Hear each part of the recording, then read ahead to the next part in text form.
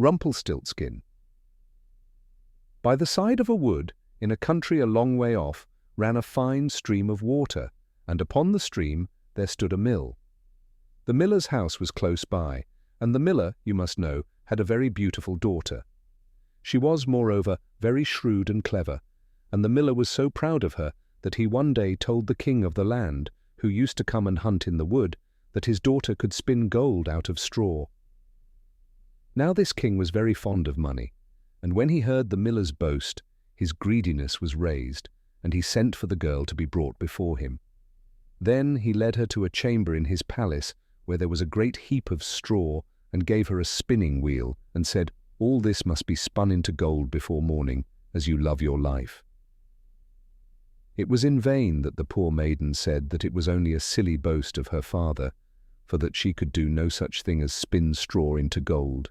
The chamber door was locked, and she was left alone. She sat down in one corner of the room and began to bewail her hard fate, when on a sudden the door opened, and a droll-looking little man hobbled in and said, "Good morrow to you, my good lass. What are you weeping for?" "Alas," said she, "I must spin this straw into gold, and I know not how." "What will you give me," said the hobgoblin, "to do it for you?" "My necklace," replied the maiden. He took her at her word, and sat himself down to the wheel, and whistled and sang, round about, lo and behold, reel away, straw into gold." And round about the wheel went merrily. The work was quickly done, and the straw was all spun into gold. When the king came and saw this, he was greatly astonished and pleased, but his heart grew still more greedy of gain, and he shut up the poor miller's daughter again with a fresh task. Then she knew not what to do, and sat down once more to weep. But the dwarf soon opened the door and said, "What will you give me to do your task?" "The ring on my finger," said she.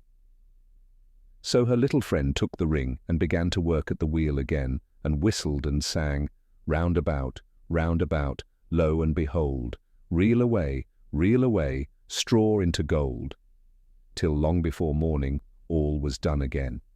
The king was greatly delighted to see all this glittering treasure, but still he had not enough, so he took the miller's daughter to a yet larger heap, and said, "All this must be spun tonight, and if it is, you shall be my queen."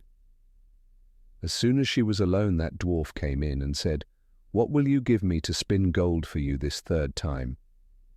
"I have nothing left," said she. "Then say you will give me," said the little man, "the first little child that you may have when you are queen." "That may never be," thought the miller's daughter, and as she knew no other way to get her task done, she said she would do what he asked. Round went the wheel again to the old song, and the mannikin once more spun the heap into gold. The king came in the morning, and finding all he wanted was forced to keep his word, so he married the miller's daughter, and she really became queen. At the birth of her first little child she was very glad, and forgot the dwarf and what she had said. But one day he came into her room, where she was sitting playing with her baby, and put her in mind of it. Then she grieved sorely at her misfortune, and said she would give him all the wealth of the kingdom if he would let her off, but in vain. Till at last her tears softened him, and he said, "I will give you 3 days' grace, and if during that time you tell me my name, you shall keep your child." Now the queen lay awake all night, thinking of all the odd names that she had ever heard, and she sent messengers all over the land to find out new ones. The next day the little man came, and she began with Timothy, Ichabod, Benjamin, Jeremiah, and all the names she could remember, but to all and each of them he said, "Madam, that is not my name." The second day she began with all the comical names she could hear of, Bandy-legs, Hunchback, Crookshanks, and so on, but the little gentleman still said to every one of them, "Madam, that is not my name." The third day one of the messengers came back and said, "I have travelled 2 days without hearing of any other names, but yesterday as I was climbing a high hill, among the trees of the forest where the fox and the hare bid each other good night, I saw a little hut, and before the hut burnt a fire, and round about the fire a funny little dwarf was dancing upon one leg and singing, Merrily the feast I'll make. Today I'll brew, tomorrow bake.